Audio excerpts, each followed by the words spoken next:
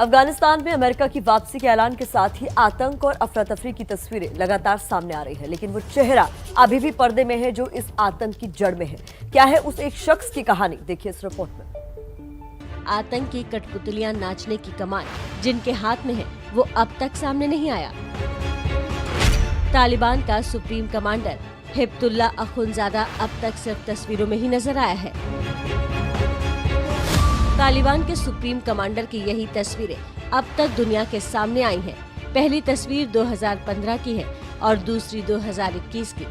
इसके अलावा ना तो अखुंज़ादा की किसी ने आवाज तक सुनी है, न ही उसका वीडियो देखा है। सवाल इसलिए भी उठ रहे हैं क्योंकि दुनिया भर में अपने बदलने का ढिंढोरा पीट रहा तालिबान अखुंज़ादा के सवाल पर टालमटोल ही कर रहा है। हिब्तुल्ला अखुंज़ादा कंधार में, और वो शुरू से कंधार में ही रह रहे हैं। बहुत जल्द वो आप सबके सामने भी आएंगे।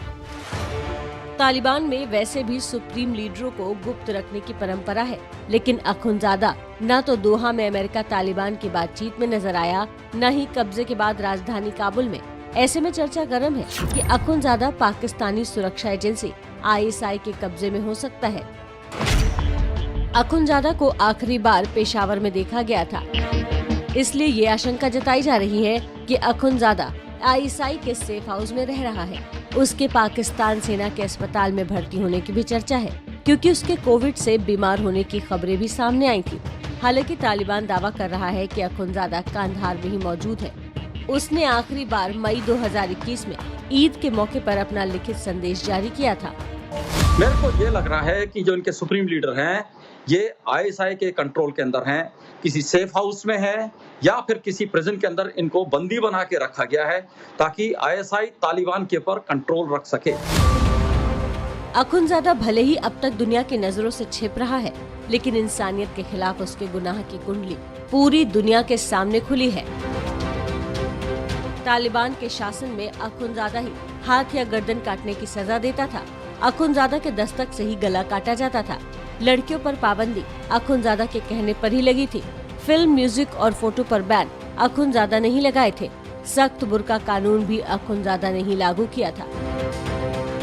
अखुंज़ादा तालिबान के कट्टरवाद का सबसे बड़ा चेहरा रहा है। विश्व की मान्यता के लिए अखुंज़ादा का सामने आना तालिबान के लिए घातक साबित हो सकता है। इसलिए माना जा रहा है कि पूरी तरह कमान संभालने के बाद अखुंज़ादा फिर से अपने कानून लागू करेगा।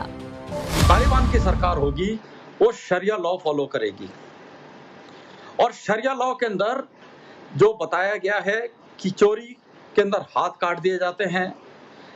अगर आपने कोई ऐसा काम किया है जैसे कि रेप, तो आपको एक अलग पनिशमेंट है। और इसके अंदर कोई शक नहीं है कि जो तालिबान की सरकार होगी वो इसी तरीके के लॉज फॉलो करेगी। अखुंज़ादा की कट्टरता इसलिए भी ज्यादा है क्योंकि तालिबान में उसकी भूमिका धार्मिक नेता की ज्यादा रही है। अखुंज़ादा तालिबान का पहला सुप्रीम लीडर है जिसे जंग के मैदान में उतरने का बेहद कम अनुभव है। 1961 में कंधार के पंजवाई में पैदा हुआ। पश्तून के नूरजई कबीले का है। पिता स्थानीय मस्जिद में धार्मिक शिक्षक थे। 1980 के बाद सोवियत के खिलाफ मुजाहिद बना। 1994 में तालिबान से जुड़ा। 1995 में फराह प्रांत में जुर्म रोकने की जिम्मेदारी मिली। 1996 में शरिया को लागू करने वाली कमेटी में शामिल हुआ। 1997 में शरिया अदालत का प्रमुख बना। मुल्ला उमर का शरिया मामलों में सलाहकार था। 2016 में वो तालिबान का प्रमुख बना। फिलहाल अखुंज़ादा दुनिया की नजरों से छिप रहा है, लेकिन अब अमेरिका की अफगानिस्तान से वापसी के बाद माना जा रहा है कि उसके बाद अखुंज़ादा और उसका आतंक भी लौटेगा।